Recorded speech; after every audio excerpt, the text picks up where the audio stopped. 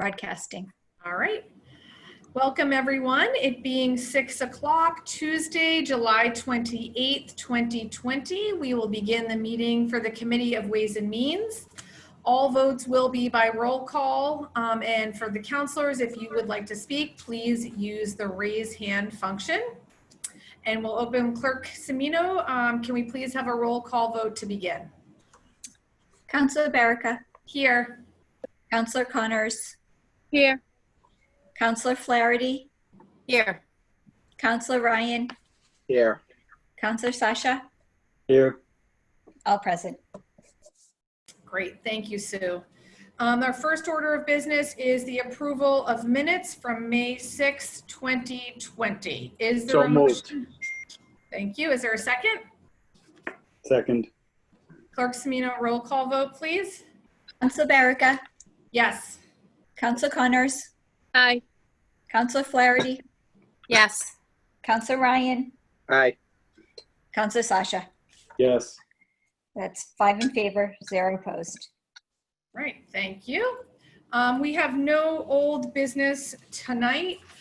So I do see we have a fair number of people in attendance, and I'd like to thank everyone who has joined us this evening.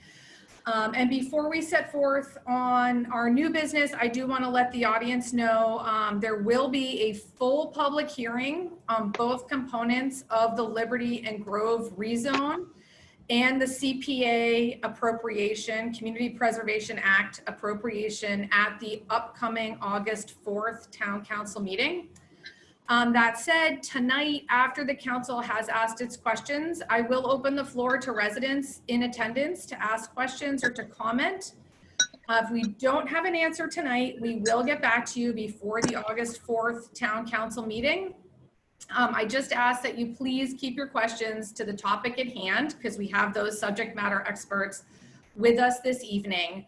And for tonight, as it pertains to Liberty and Grove, the focus is going to be on the Community Preservation Act Fund appropriation, not the rezone. And last but not least, and I will give this out again, but for members of the community, if you have trouble with the raise hand function, you can call or you can text the clerk of the council, Susan Cimino. Her number is 339-987-2726. If you want to ask a question, again, if you're having trouble with the raise hand function, but just want to let people know, and we will certainly give that out again if necessary. So without further ado, thank you. We will move on now to our new business, which is 20045, Mayor. Request for appropriation, CPA funds for the land purchase at Liberty and Grove Streets or take up any action relative thereto. Is there anybody at the mayor's office who would like to speak on this matter? Thank you, Madam Chairwoman.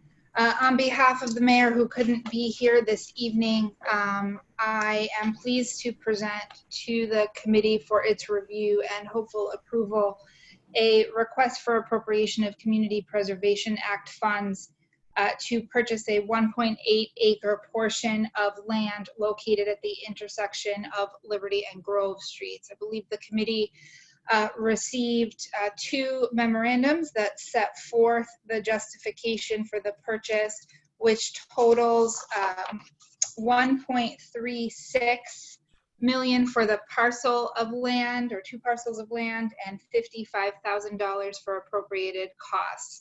As the committee is aware, this is part of a larger proposal that is being submitted and put forward by the mayor's office in partnership with the developer, Mr. Clements, who's here, as well as his counsel attorney Modestino, to revamp the intersection of Liberty and Grove.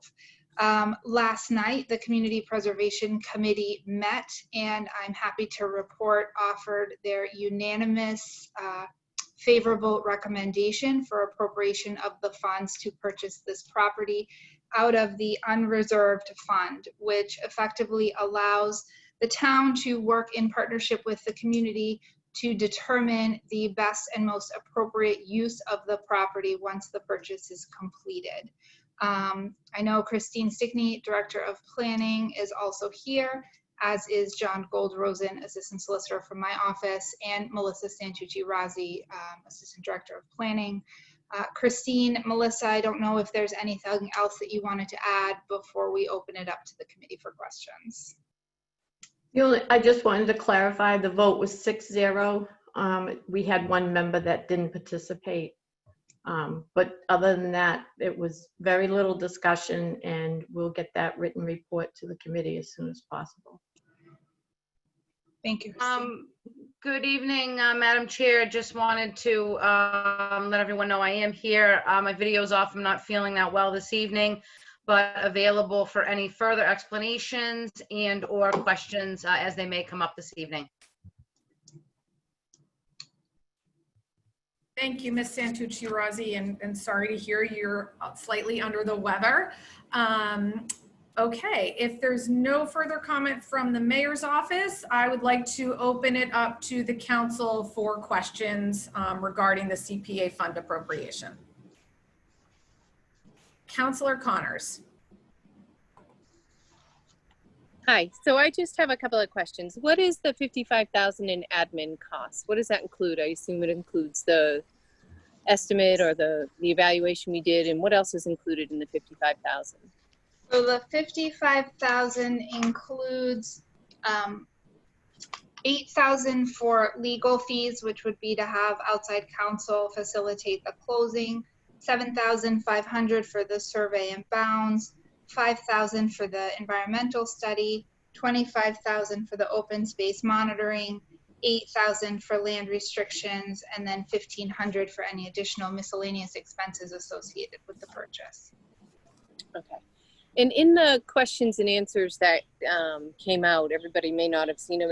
There was a question about whether or not we had it in our budget, how we would be taking and maintaining care of the property once we had it. And the answer was that we would allocate services to maintain it. Will that be absorbed into the current budget, or will there be additional funding needed to provide those services? We would look to incorporate that into the existing funding. We're not seeking any additional funding at this time for the maintenance of the property. And on lots 2 and 3, it's basically what should you guys call it? A&R. And so you could build 2 single-family houses on that lot without any further rezonings or anything else. I just want to clarify that, make sure everybody understands that. Yes, I see. That's correct. Okay. All right, that is all I had, just those 3 questions. Thank you. Thank you, Councilor Connors. Other questions from the committee members? Councilor Shasha. Thank you, Madam Chairwoman. Ms. Taub, just one question, just a point of clarification. In the fiscal year request, it says 2021, and it has the amount that's being requested now. And under 2022, it says unknown but likely. That 2022 request, I'm assuming, would be for doing something with the property, maintaining the house, whatever's needed. It has nothing to do with actually acquiring the property at that point. That's just this request, right? That's correct. Okay, thank you. Councilor Flaherty. Thank you. So I understand that with the purchase of this property, we would be acquiring the house built in 1693 or 1695, depending on what the date really is. And I also understand that there's more than one thing that could be done in the future with that house, which is valuable, not just to Braintree as a component of our history, but as a really rare piece. I don't think that there are very many houses that are that old. So considering that, I'm interested in, do we have further information on what would be involved in the different ways that we could proceed with some manner of historic preservation? For example, how does the historic preservation component feature in the possibility that this property could be used as affordable housing? If you take a piece of property that if you take a house that's built in 1693 and then you look to turn it into affordable housing, how does the historic nature of the home factor into that process? So I'm happy to answer or turn it over to Christine or Melissa to talk about that in more detail. So the CPA Act allows for the different components, affordable community housing and the historic preservation. The historic preservation could deal with the exterior of the home and the features, the architectural features in preserving that. And then the affordable community housing could be used for the interior, for the fit up to make it come to code to be able to be lived in by a family. Is that what you were asking, how we would do it? So to clarify, there would be two acts, two components to it. One would come from CPA funding, which is to restore the exterior of the house, and the other would be to do something to the interior to bring it up to code for affordable housing. So the CPA Act has different activities that are eligible for their funds to be used. Historic preservation is one, affordable housing is another, open space, and then recreational. So we would be back, depending on whatever is the future plan for the house, and ask for funding out of either the affordable housing or the historic or both together, depending on what happens. And if I could just add to that, if the decision is made to utilize the dwelling for affordable housing purposes, it could either be rented or it could be sold. But either way, there would be a restriction attached to the property to maintain its historic status And its affordability. and its affordability. So what you're saying is then you can apply historic preservation restrictions to an affordable housing property? Yes. That's my understanding. I have to be honest, we have not done one like this in the town. We have had other affordable units created in town, and we put an affordable deed restriction on the resale of it to protect the integrity of the marketability. And is it the intention of the town to definitely ensure that we have historic preservation restrictions on the house, regardless of whether we sell it as affordable housing or we sell it as private property? If I may, that's the department's intention, yes. I mean, it's been categorized as one of the oldest structures in the community. So whatever use happens inside, we would encourage the outside to have the historic preservation. I'm only asking because I asked Bob Harris about this, and he indicated to me that if you apply if you apply historic preservation restrictions onto a house, that creates so much difficulty with, well, not so much, but it creates some difficulty with finding a buyer who would be willing to accommodate that kind of restriction on a house. That it might even be so serious that you'd be looking for a buyer among all buyers that's kind of like a unicorn, because you'd have to find somebody who's that interested in investing in a home that is potentially very expensive to maintain once it has all the restrictions in place. I think that's a choice a buyer makes. Many communities have local historic districts that have structures within a district that have, Hingham is a good example of that. Most of their downtown, they know what they're buying into when they purchase a home in that district. It'd be the same concept. It's just that it would be an actual standalone restriction on the property. Right, but the people who are invested in living in a home of that nature are people with a great deal of money who would never qualify for affordable housing. That's an interesting concept. Yeah, I can't deny that. I think that, that's why we want to vet it out. We haven't really thought of all the different uses. I mean, maybe it won't be an affordable component. Maybe it will be some other type of use by the municipal properties. We haven't gotten that far. Tonight's discussion was supposed to be just on the actual acquisition of the property, but it has different opportunities, I guess, is how I would answer the question. It does have different opportunities, but you're asking for a $1.4 million allocation of funding for a home that if we buy it for historic preservation purposes, then by extension, we're making a promise to the town that we're going to do something meaningful with it to historically preserve it in some way.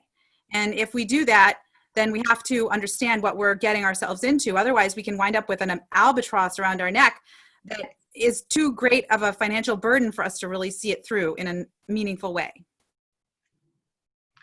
I think that it can easily be handled with the historic preservation. I think what is more concern is how the interior use. Perhaps the town will rent it rather than sell it. I can't answer that without really doing my homework, but I certainly, the historic character of the house has been in all our discussions. It's not something that we've shied away from. I think we will make every effort to maximize the property the best we can under the CPA Act. Okay, well, I think that there are a lot of reasons for us to use community preservation funding for this project, but I just want to express very serious concerns with the historic component of this. I'm not sure that we're being entirely realistic about it.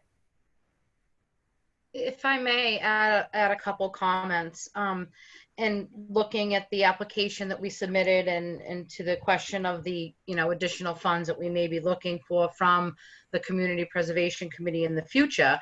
And those funds would in fact include upgrade and restoration to the exterior of the dwelling. And then when the restrictions are put in place, and if there is an affordable housing restriction and it's sold, we're going to be turning something over that has been rehabilitated and restored. And while it will need maintenance in the future, we're not going to be handing over something that isn't sort of at the quality and caliber and expectation that we would want this future buyer to continue keeping that structure and that nature. So, and sort of categorizing somebody that would be interested in a historical home as having to have a lot of money isn't necessarily the case. The way that, affordable homes are structured is so that that individual is spending 30% of their income, similar to individuals that don't qualify for affordable housing. So they will not be overburdened by their housing cost, and they will have additional funds and income similar to those in market rate units that are making more money to be able to put aside. So I think that, as Christine pointed out, all options are on the table. And in addition to that, there's an opportunity for grants for historical structures that we might be able to pursue as a community. And I think this is a real opportunity for people to take these concerns, have community discussions, and get creative with ways that as a community we can, move forward and have something very productive and proud here.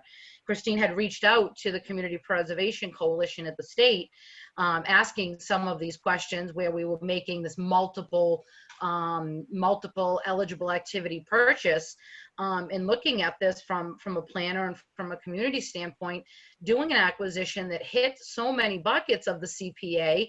And while it is $1.4 million, if you can come out of this with historic preservation, open space, potential recreation for the neighborhood in the terms of a pocket park, a sitting area, a gazebo area, something for people in the neighborhood to take a break as they're heading back to the residential area, and then housing. I mean, that's really a win-win-win-win all over for a community, and something that, these are the projects that become showpieces at the community preservation level for the state. And the more I look at this project and think about this project, I'm hoping that someday we can be that showpiece, and we can be the feature showing other communities what you can in fact do with community preservation funds. So, the dollar amount is the dollar amount, the future costs are to be determined, but when you look at what you're gaining and what you're spending, the substantial funds available in the community preservation buckets. And frankly, I think the town needs to start, diversifying their expenditures and really trying to be all encompassing of the act and provide for all the different activities that are eligible. Thank you.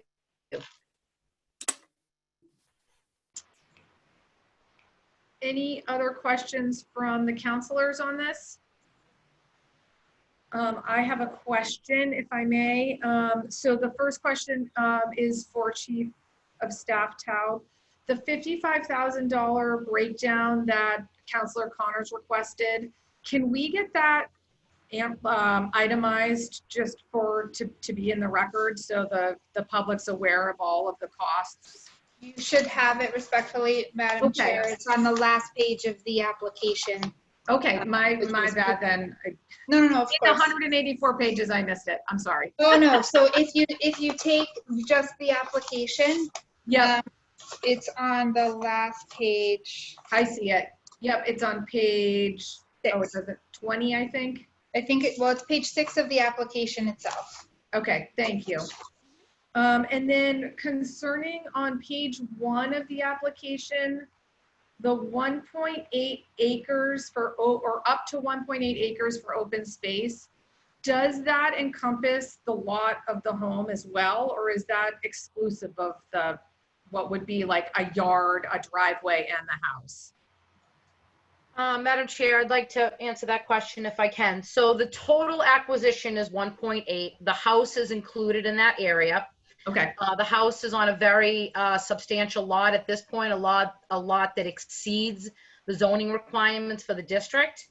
If in fact we pursue an affordable housing opportunity there and historic preservation, the town, or our recommendations at least, would be to reconfigure a lot for the house to sit on a piece of land that in fact we could maximize from a land area perspective in relation to our 1.5, and then the remaining portion of land would be the part that would be restricted for the open space restrictions, and that would also have other benefits in those calculations as well. So we don't want to give extra land to the dwelling when it can be restricted for open space. Obviously, we want to have a compliant lot with an adequate yard.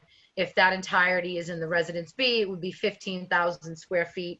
I believe the lot and its current configuration is about 32,000 square feet, okay, which is about double the requirement. thank you. That's super helpful. And then my last question pertaining to the wetland preservation, I want to just make sure I understood the response that came back to the question on the wetlands. And my understanding is this is sort of step 1 of this long process to get this through. And another step is going to be going through the Conservation Commission. Is that correct, Ms. Stickney? Okay, The Conservation Commission has jurisdiction 100 feet out from any resource wetland area. So the assumption is there may be something happening on any of this parcel that may require conservation. okay. And then during the Conservation Commission component, they could request further restrictions to protect the wetlands. Is that accurate? The open space restriction that's required of the CPA is under Chapter 184. And that's usually when we have wetlands involved, the restriction is the Chapter 184 is more than what a Conservation Commission would normally require. So this is the CPA funding has more protection under that restriction. Okay, okay. Thank you. Any other questions from the council?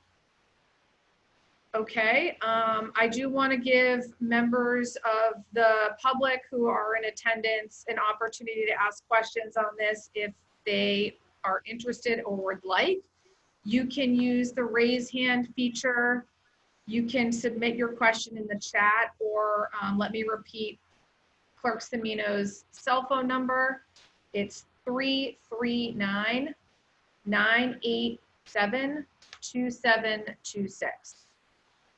Okay, I see Matt Gaines. I will unmute you. And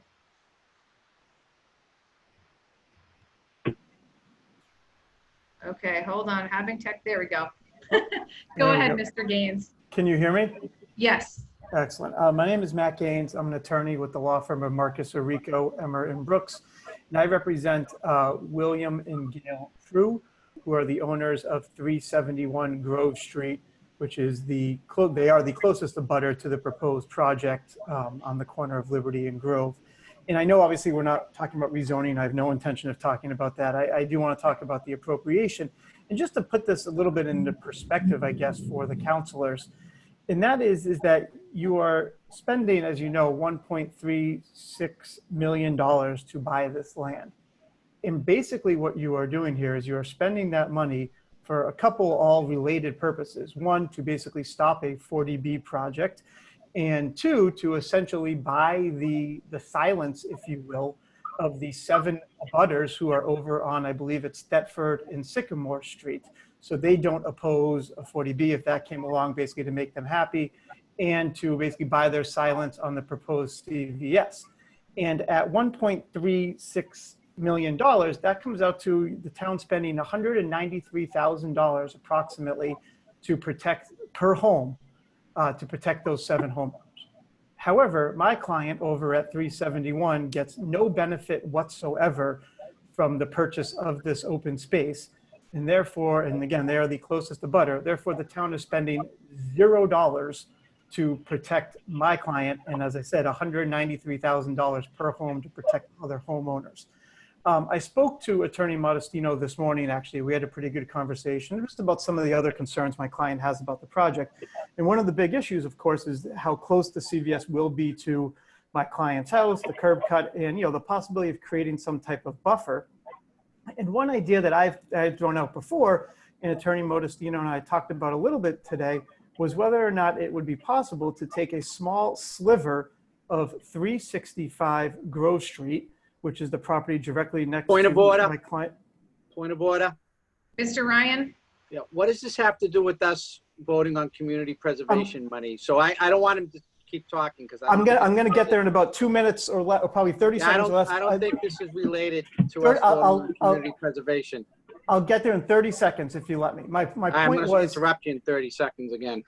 I have to jump off the call anyways at 6:30 for another call. So my point is that for a small fraction of additional dollars, the Ways and Means could appropriate a few more dollars to purchase this small sliver of land at 365 Grove Street. And I query whether or not there's been any conversations with either the applicant or the owner to do that. And I think the town should have those conversations. Perhaps we pump the brakes a little bit on the vote tonight and the vote next week to allow those conversations to occur. Because again, it's a small additional piece of land, so a very tiny additional amount of money that would need to be allocated in order to create this buffer for my client. Thank you, Mr. Gaines. Does anyone from the mayor's office wish to respond? Okay. I'm sorry. Oh, go ahead, Nicole. I would note objection and take significant issue with the characterization of this purchase as proposed by the mayor's office.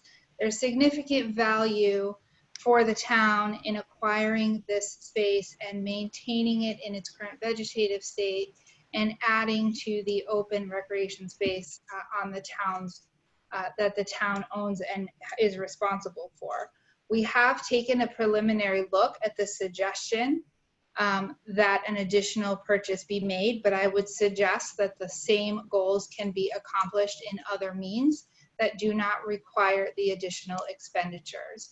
So while I would encourage Attorney Gaines and Attorney Modestino to continue their conversations, I would echo the sentiments of Councilor Ryan this evening that this is a purchase, this is a request to approve an appropriation of CPA funds for a purchase of land that I would suggest meets all of the statutory requirements set out in the statute to justify the funding for the purposes proposed.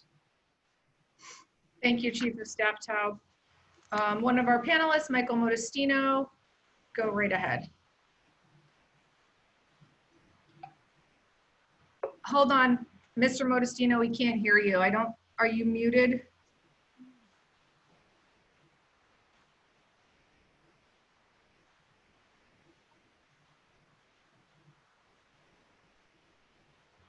All right, going to move to Ms. Stickney, and we'll come back to you, Mr. Modestino, when we fix the sound.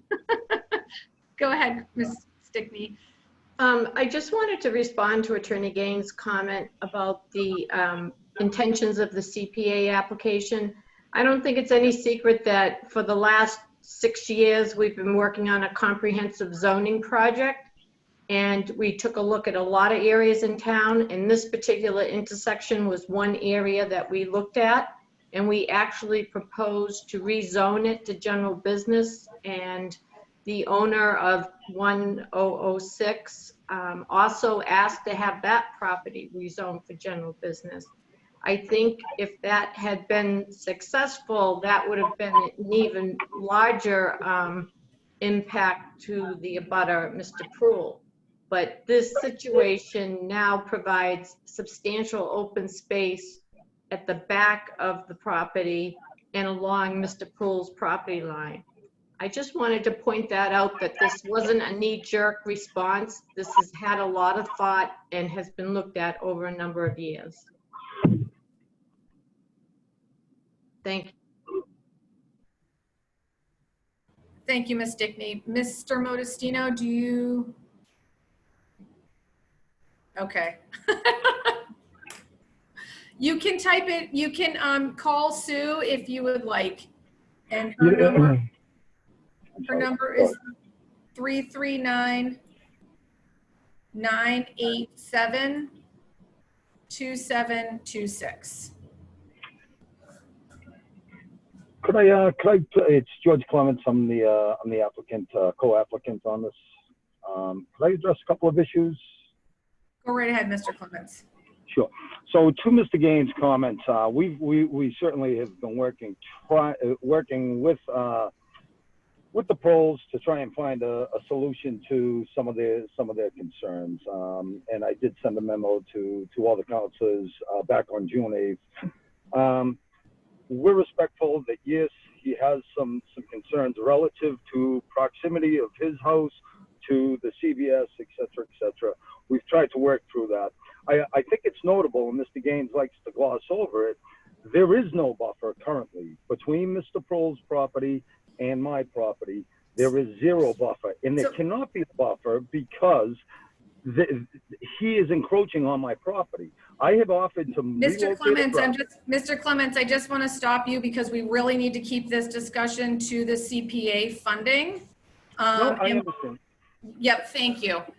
There will be the full rezoning will be addressed again next week at the full council meeting. We hope so, because we are growing frustrated with this process, and we're hoping that we can get to that. And we're trying to work through these issues. So, okay, I'll leave it at that. Thank you. Thank you, Mr. Clements.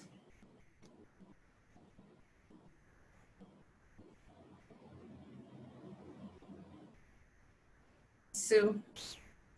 Chairwoman Baraka, we're just waiting for Mr. Modestino to call in, and then we'll allow him to speak that way. Thank you, and we can wait a minute for that. And I do see another attendee has raised his hand. I'm just going to wait a minute for Mr. Modestino, and then we'll get He should be allowed to speak at this moment. Can you hear me now? Yes. I apologize for that. I don't know what the problem is tonight.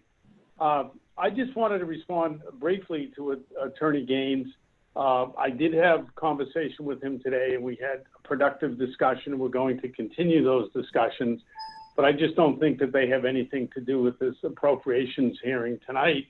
I would state that, you know, we're going to try to protect the abutter as best we can, certainly within reason. But I just don't think that that is a matter before us, before the committee tonight. And I would also state that I would have to reject the characterization of why this is being done to buy the silence of the neighbors behind the property. I mean, that's not really it at all. I don't see that at all. I think the purpose is to protect historical property and preserve it for the town. It's also to protect open space and to conserve open space and to and to have like a park-like setting for the people in the town to go to once in a while. And I think as an offshoot, it will help the town on the 40B issues so that it's not subjected to 40Bs in the future. So I don't think anyone's trying to buy anybody's silence. Everybody has the right to speak or object or do whatever they want. So I would reject that characterization, but we'll continue to work with Attorney Gaines and his client to see what mitigation we can try to resolve on his behalf, on their behalf. Thank you. Thank you, Mr. Modestino. Okay, I want to recognize Bill Prue. And again, just want to reiterate this should want to focus the conversation on the CPA appropriation. So I believe you should be able to speak, Mr. Prue. Hold on, allow to talk. There we go.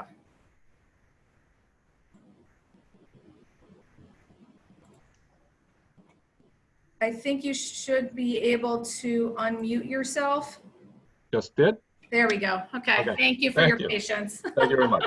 Yeah, and thank you. And it was nice meeting a lot of you folks, your counselors, past couple of weeks. So, and I appreciate the time and the effort for sure. So, and so does Gail as well. And it's like I said, it was even in kind of tense situations, it's always good to you know, chat, meet new people, and all that good stuff. So.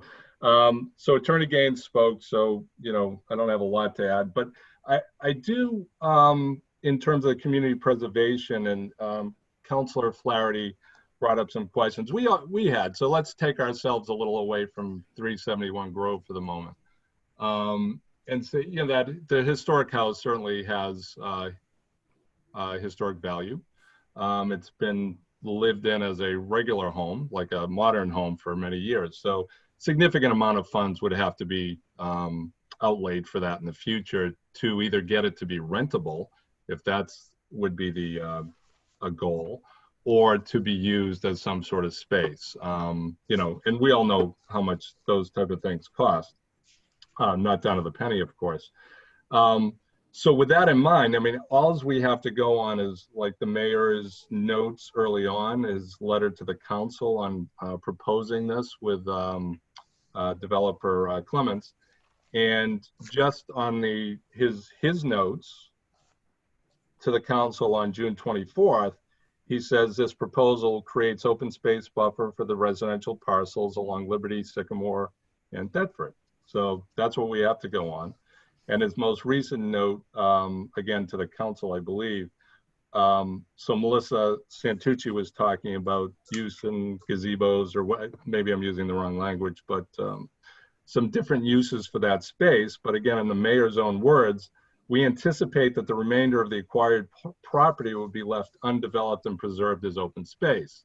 So as we sit here at 371, or if I sit at 201 Washington Street or name a street, I'm looking at the words spoken tonight, and then I'm seeing the words written on paper that really we don't have a plan for that other than creating a buffer, and which the mayor had talked about. He used those words. So that's really that's a big part of it, is the buffering that he's purchased. And I would remind folks, and I wrote in a letter to you, that on March 11th, Gail, myself, and Councilor Mackin met with the mayor, who we didn't ask for buffering. He proposed it to us living at 371 Grove. So we now have, out of the 8 houses bordering the property, there are 7 who get buffering and 1 that doesn't. So that's where Attorney Gaines is speaking, sort of in a rush manner, because he did have a 6:30 meeting. You know, it's not always a pleasant conversation, but it is a conversation. I guess that's all I have. Thank you, Mr. Prue. Thank you. Thanks very much.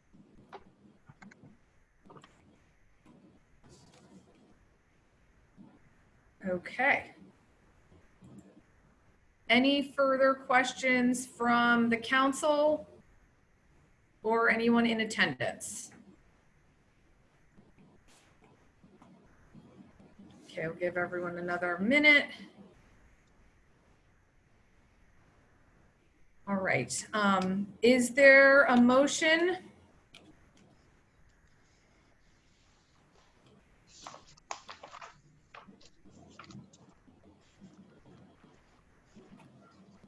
Yes, Madam Chairman. So this is going to be 20045, Mayor, request for appropriation CPA funds for the land purchase at Liberty and Grove Streets, or take up any action related thereto, that in accordance with the provisions of Chapter 44B of the general laws and with the recommendation of the Community Preservation Committee, the sum of $1,415,000 be appropriated from the CPA unreserved fund in order to acquire a parcel of land located off Liberty Street and Grove Streets containing approximately 1.8 acres, consisting of portions of assessors map parcels 110906, 110906A, and 110906B.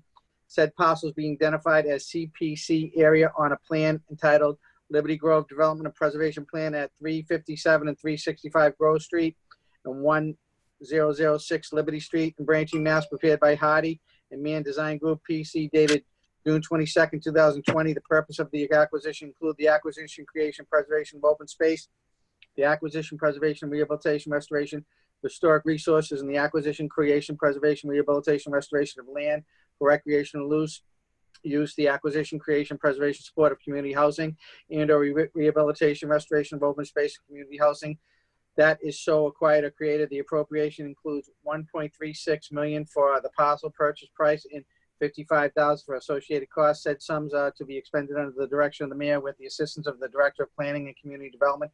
Further, that the mayor be authorized to accept the deed for said parcel and to take up any other action necessary to accomplish the acquisition of said parcel, and that the mayor also be authorized to grant such permanent restriction on said parcel or a portion thereof as may be necessary to meet the requirements of Chapter 184 of the General Laws, Section 31 and 32, as required by Chapter 44B of the General Laws, Section 12. So moved. Is there a second? Second. Thank you, Councilors Ryan and Connors. Roll call vote, please, Clerk Semino. Councilor Baraka. Yes, and I will be voting yes on this. I do just want to add, I think after reviewing the voluminous number of documents that came forward with this and understanding all of the requisite concerns from abutters and other residents, I would like to say, this helps us achieve one of the goals set forth in our town's 2018 Open Space and Recreation Plan, which is to protect remaining undeveloped open space. Additionally, it provides better protection for the wetlands, which are vital to protecting the environment and providing climate change resiliency. And I know Director Stickdy mentioned it, but if there's any additional easements or permitting processes, even above and beyond this, that the Conservation Commission can append to ensure the protection of the wetlands, I would certainly urge them to do so. So Clerk Semino, yes, thank you. Councilor Connors. Aye. Councilor Flaherty. Yes, although I would add that I hope that the town is very serious about taking on the requirements that are going to be forthcoming with regard to the historical preservation of that house, because I think they're going to be significant. But my vote is yes. Councilor Ryan. Yes and only yes. Councilor Sasha. Yes. That's 5 in favor, 0 opposed. Thank you, Clerk Semino. Okay, the next order of business is 20049, Mayor, acceptance of donations or take up any action relative thereto. I will open it up to the mayor's office for any comments. Thank you, Madam Chair. So the request before you in this motion seeks approval to accept 3 separate financial gifts generously made to the town in accordance with Section 53A of Chapter 44. The first is a donation in the amount of $40,000 from former Mayor Joseph Sullivan to establish the Braintree Blue Education Scholarship. The funds would be used as an annual award of $1,200 per scholarship to a Braintree High School graduate attending a Massachusetts public college or university. The scholarship would go to a student expressing an interest in government with a preference to those attending University of Massachusetts Amherst. Both the principal and interest gained from this fund would be used to support this annual scholarship. The next donation is one in the amount of $2,000, also offered by former Mayor Joseph Sullivan, to be deposited into the Veterans Donation Fund. The Veterans Donation Fund is utilized under the direction of Finance Director Ed Spellman and Human Resources Director Karen Shanley, and is authorized for uses that would include, for example, food gift cards and the use of Uber or taxi services for medical appointments for our veteran community. The third gift is an anonymous donation made to the town in the amount of $50,000 for the enhancement of the Abraham Lincoln Park, and specifically the establishment of a walking path and exercise stations around the perimeter of the park.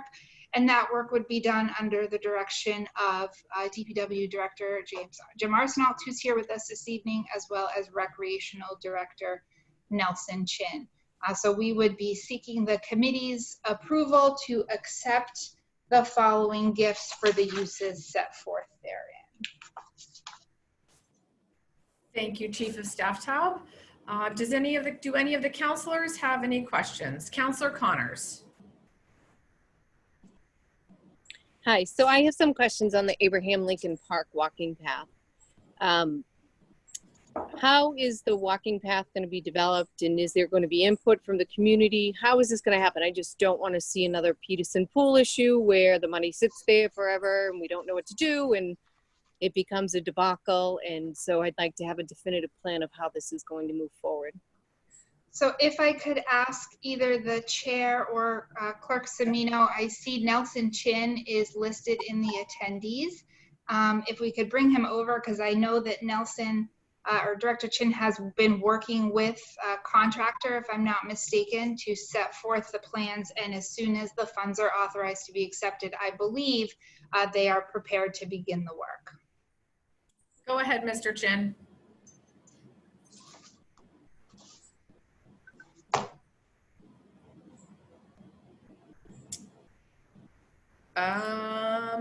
We cannot hear you if you are speaking.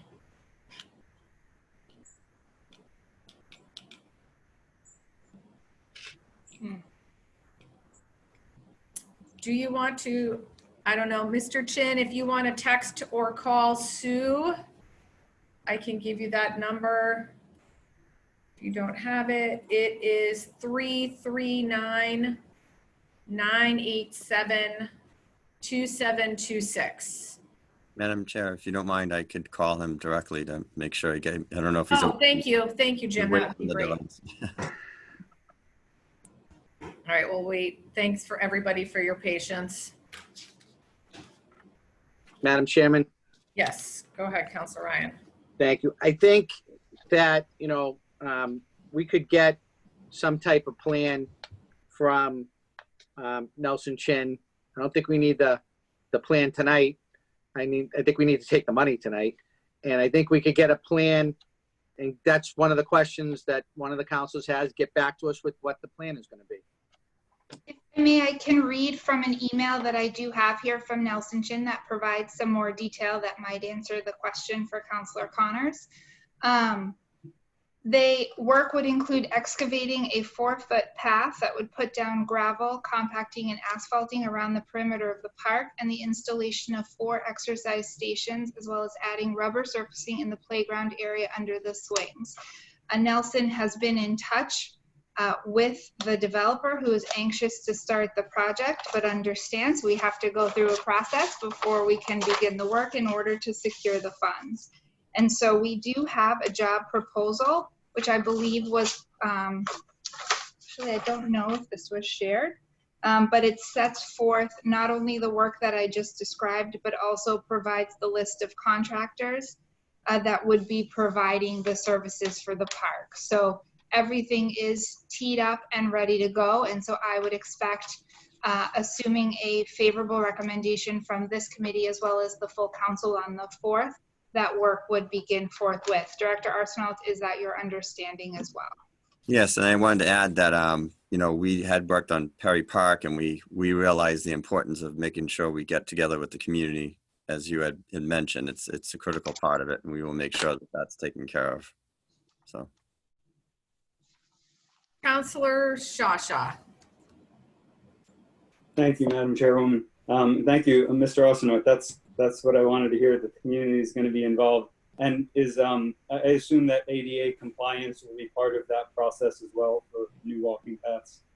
Yes, Okay. Madam Chair. Yep. So yeah, that is a requirement that ADA accessibility be a part of it, and we will make sure that is a part of the program. So. Okay, thank you. Madam Chairman, I also have a question about one of the other gifts. So, or do you want to stay on the? Let's go ahead, Councillor Shasha, and then Councillor Connors, I'll come back to you. All right, thank you. Just on the Braintree Blue Scholarship, can you explain a little bit about how that would be structured? I assume that the town would be holding the money in trust, but I'm curious about who will be making the decision. Is there a board of trustees that will grant the scholarship, or is that done through the school department, or how that would work? So I'll ask Finance Director Ed Spellman to jump in, as he has been involved. The town would maintain the funds, and annually there's a review of all available scholarship funding for the year on a committee that includes the chief of staff, the finance director, the school superintendent, and the Ed Cronin from the school department, the business manager from the school department, that conducts a review of the available scholarship fundings and makes recommendations as to which scholarship should be awarded. That information is then sent over to the school department through their guidance center, and the determinations are made as to who should be awarded funds each year. Okay, thank you. Thank you. Oh, I'm going to anticipate that Nelson is at our first summer-tastic social distancing concert over at the high school, which is why it sounds a little bit windy, but I think he might be joining us now. Thank you for that. Well, good evening, Madam Chairwoman, councilors. It's actually not Nelson, it's Chris Griffin. He's asked me to reply on his behalf. I'm actually speaking to you from the shores of beautiful Sunset Lake. We're getting ready to lock the gate. Nelson is, as Nicole mentioned, up for our first summer concert. We have a nice crowd up there. So recreation is up and running in these times. I have been listening in. If there's any other questions, I think Jim and Nicole did a great job kind of summing up the Lincoln Park project. Are there any other questions that our department can answer? Or? Councillor, I do believe so, Chris. So just hang on the line for a second. Councillor Connors? So Chris, I don't know if this is actually the rec department, whether it's Nicole, or whether it's DPW. Once the project is complete, the cost to maintain that project, how is that going to happen? Is that going to be absorbed into the DPW, or absorbed into the rec department, or how is this going to be maintained? Chris, did you get that? How are I think I got the gist of it. Okay. It will most likely be the regular maintenance of playgrounds is once the project is complete. And do we anticipate an increase in budget because of that, or just absorbed? No, just absorbed. Not at this time. Absorbed. Chairperson. Yeah, go right ahead, Jim. So it'll be a new park, so it should be good for a couple of years. So we should be okay. It should, but I'm worried about 5 years down the line. Any other? Yeah, eventually there will be, some losses. I'm all set. Madam Thank you. Chris, I muted you just for the background noise. Any other questions from the council? Okay, I would like to just thank, on behalf of the committee, former Mayor Sullivan, as well as our anonymous donor, for their generosity and paying it forward to the town and all those who will benefit and enjoy these gifts. So thank you very much. And I think that's it on this. Is there a motion?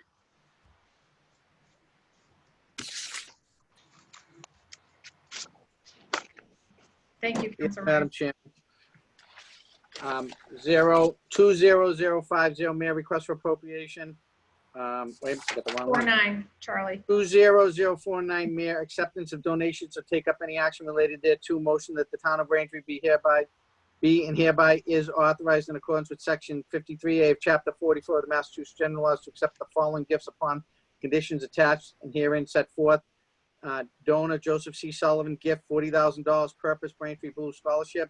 Donor Joseph C. Sullivan, gift $2,000, purpose Veterans Donation Fund. Donor Anonymous, gift $50,000, Abraham Lincoln Park Walking Path. So moved. Is there a second? Second. Thank you, Councilors Ryan and Connors. Councilor Ryan. So I just want to thank the former Mayor Joseph C. Sullivan for his generous gift. And it's nice to see him. He's still making a difference while he's not even here in office anymore. And I just want to say thank you so much, Joe. I hope he's doing well. Thank you. Clerk Semino, roll call vote, please. Council Baraka, Yes. Council Connors, Aye. And Nicole, if we could get a set of the plans for the community to see for Abraham Lincoln Park, that would really be appreciated before the town council. I think people would like to see that. And I thank you to the anonymous donor because Lincoln Park is in desperate need of some upgrades. Councilor Flaherty, Yes. Councilor Ryan, Aye. Councilor Sasha. Yes. That's 5 in favor, 0 opposed. Thank you. Okay, our next order of business is 20050, Mayor. Request for appropriation, Archie T. Morrison Elementary School outdoor classroom or take up any action relative thereto. I will turn it over to the Mayor's Department to take it from here or add any commentary. Thank you, Madam Chair. I would just provide for a little bit of background. This is another request for an appropriation from the Community Preservation Committee in the amount of $100,000 from the CPA unreserved fund for improvement of the recreational open space and specifically the creation of an outdoor classroom for Morrison Elementary School located at 260 Liberty Street. And Director Stickney, correct me if I'm wrong, but I believe this also comes to the committee with a unanimous favorable recommendation from the CPC. It did. It received, actually, I'm looking at the minutes. Hold on one second. It was a 5-0, 1 member abstaining, and 1 member absent. I just wanted to add to the Chief of Staff's comments that this project has been before the prior Ways and Means Committee. And at that time, they were awarded $134,000. When it's been a long time in getting it designed, permitted, and out the door for solicitations on the construction cost. And in that time, much of the construction costs have gone up, hence the need to come back for the appropriation now of the $100,000. The contractor, the winning bid or the lowest bid, has agreed to hold his price through the end of this calendar year. So we're confident that this will be sufficient to address anything else that has to be done out there. And I know Principal Reardon is here, and so is Kerry Piccolo, who's been a strong advocate of this. And I think they can speak to it, but I know they're very anxious to get going on this in this season. Thank you, Ms. Stickney. Are there questions from the council? And I do see Ms. Piccolo has come over as a panelist if she's available to answer questions as well. Councilor Connors. So I don't have any questions. I just say, I'm really happy to see this happen. It's been a long time coming and it couldn't have better timing. And so I'm excited to vote yes for this. Thank you, Counselor Connors. Counselor Shasha? Thank you, Madam Chairwoman. I agree. It seems like a great time to be adding outdoor classroom space to all schools. I'm just curious, do you have a time frame for when you think it will be done? Would you like me to? Sure, I'll give it a shot. I mean, we know it's going to start. We have the price guaranteed through the end of the calendar year, so it will start then. If we have as good of a winter as we did last year, I think it would be done early in 2021, except for those maybe minor things like plantings and things that might have to happen in the spring of 21. But from my understanding of the contractor, and if they're eager to get going, and I think it could be probably done within the fall. Great, thank you. Other questions from the committee members? Okay, I have one question. I am also absolutely delighted. This is one step closer to getting underway, and very excited to vote in favor of this. I'm just wondering, for other elementary schools, is there a process in place for other outdoor classrooms? Do they need to go through is the best route, if we get questioned or asked, for them to go through the CPC? Hello, Ms. Piccolo. Hi, how's it going? Sorry, I'm in my car. I don't know if I can answer that one, Meredith, but I would say that when we proposed this, we uncovered that Morrison had a unique opportunity because it abuts Pond Meadow Park, and so that's how we started our proposal. So probably based on location and stuff would, you know, make those other schools consider, you know, their considerations that might factor in. We had Pond Meadow Park, we had some Boy Scout projects that were already starting in the back of the school, and a couple other helpful first steps before we proposed our plan. Excellent, thank you, and thank you for attending. Really appreciate it. Thanks. So if I may, Madam Chairman, just CPA funds have been used at 2 other schools in addition to the Morrison School. I'm not sure if it's the Flaherty, the Lakeside. I always get the names down by the South Shore Plaza. There was a recreational component done down there. And then the other school up off of Peach Street, I believe it's the elementary school. There was some historic preservation done on that school. So each school can always apply for an application. The PTO at Morrison has been very active with the principal, so I would encourage the same at the other schools if there's an interest in it. Thank you, that's great, very helpful. All right, any other questions? Okay, Counselor Ryan, unfortunately, oh, I'm sorry, go ahead, Principal Reardon, did you want to speak? I don't want to cut off the principal by any stretch of the imagination. I just, Ms. Connors, is there another elementary besides Morrison? I thought Rock has some sort of outdoor, right? I just want to thank you all for taking the time. I really appreciate it. Thank you. Well, we'll look forward to visiting when it's completed. I know I will be. Okay, thank you very much. Counselor Ryan did have to leave. So if there is another counselor, Counselor Connors, if you can read the motion. Sure. Read motion for favorable recommendation to the full council 20050. Request for appropriation Archie T. Morrison Elementary School outdoor classroom or take up any action relative thereto.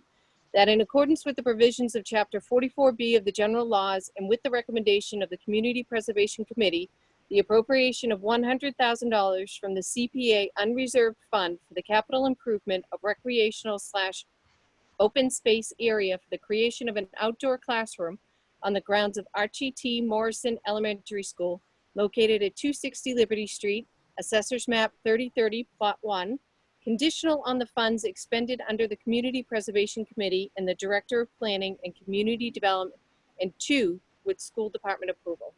Go Mustangs. Is there a second? Second. Thank you, Counselor Shasha. And Sue, do we just have to say that it's for a favorable recommendation? Yes, Counselor Connors did read that. Yes. Okay, thank you. Sorry, Counselor Connors. Roll call vote, please. Counselor Barica, Yes. Counselor Connors, Aye. Counselor Flaherty, Yes. Counselor Ryan is not present, and Counselor Sasha. Yes. That's 4 in favor, 1 absent. So did we have a second on that? We did. Yes, Okay. Counselor Missed Sasha. Yep. Thank Thank you. Okay, next order of business is Appreciate it. Thank you. Thank you, Ms. Piccolo. 20054, Mayor, Transportation Infrastructure Enhancement Trust Fund, or take up any action relative thereto. And I will turn this over to the mayor's office. Thank you, Madam Chairwoman. The final request before the committee this evening again relates to a request for approval to accept funds. This funding source is the Commonwealth's Transportation Infrastructure Enhancement Trust Fund, which is generated out of a per-ride assessment collected by the state on transportation network companies, commonly referred to as TNCs, throughout the Commonwealth. The calendar year 2019 assessment was 20 cents a ride, and the funds collected are then divided between communities as well as used on a state level to support certain TNC-related programming. This year, there was 502,199 TNC rides initiated in Braintree, which is resulting in revenue in the amount of $50,219.90.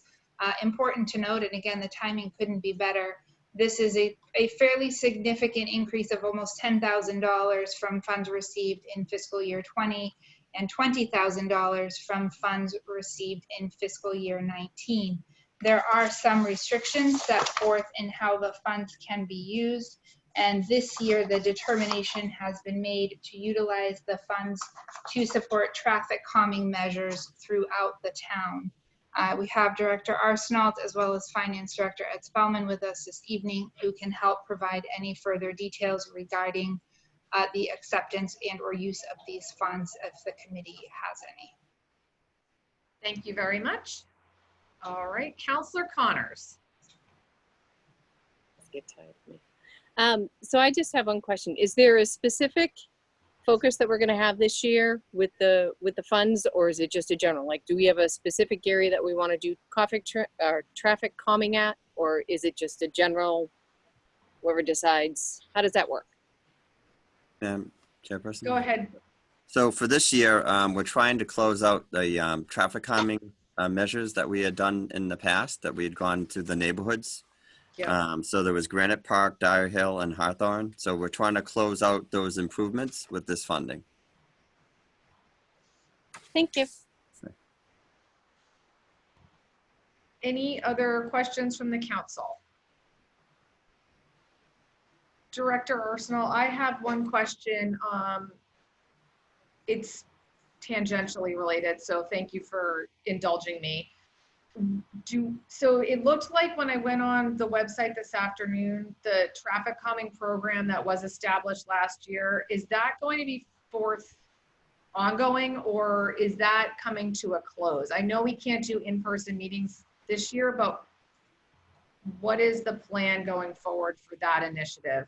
Well, the considering that the traffic engineer position is gone, it's hard to put a focus on it. We could consider maybe smaller types of opportunities, but I don't think we can really have the same focus we did when we had a dedicated position to it. So. Okay, that's too bad. Thank you.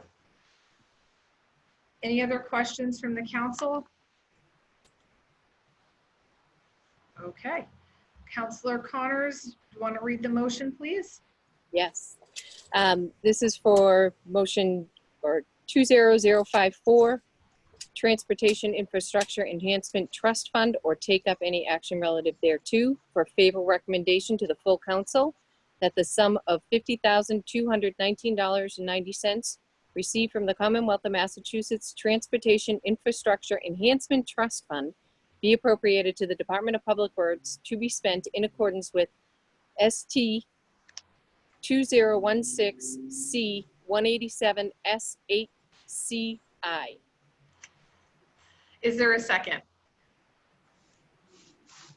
Second. Thank you, Councilors Connors and Shasha. Roll call vote, please, Clerk Semino? Counselor Baraka, Yes. Counselor Connors, Aye. Counselor Flaherty, Yes. Counselor Ryan is not in attendance, and Counselor Sasha. Yes. That's 4 in favor, 0 opposed. Thank you, Clerk Semino.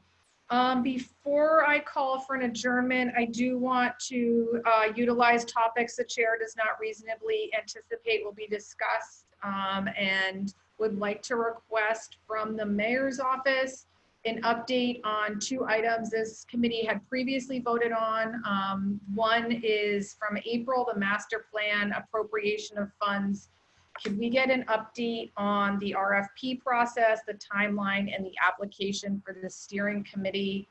And then the second item is the Allen Street RFP. If we can get an update on timing for that as well, I know that we would be grateful for that. Certainly, Madam Chairwoman. As for the master plan RFP, as well as the selection of the steering committee, after much discussion with the mayor about the most effective way to move that process forward, we decided that the town and our community would be best served if we wait to begin the process until we can actually meet together in our neighborhoods. We think it's really important for the individuals who serve on the steering committee, as well as the consultant that we engage with, to be able to go out into the neighborhoods and truly experience the different personality and character that each of our communities has to offer. And so as a result, we have held off on publication of the RFP for the visioning portion of the process until we are closer to or in a safe place to do that.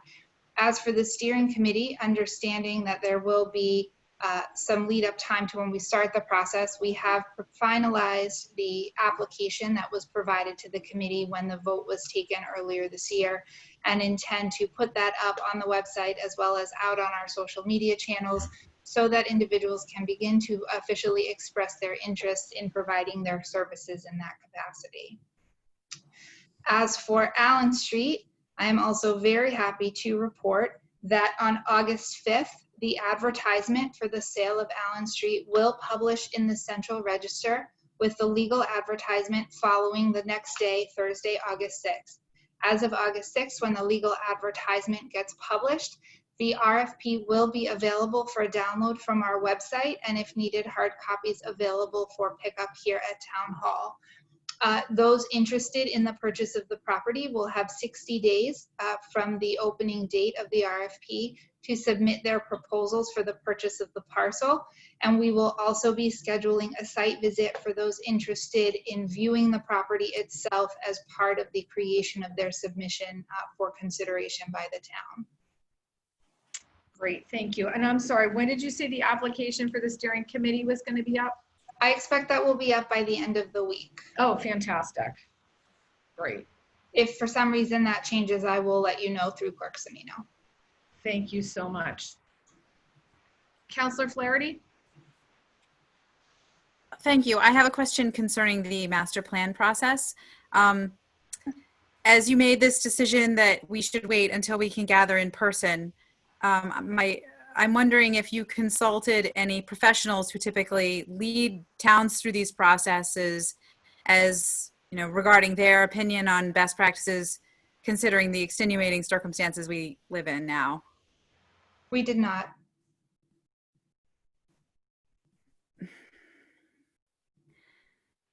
We might be waiting a very long time.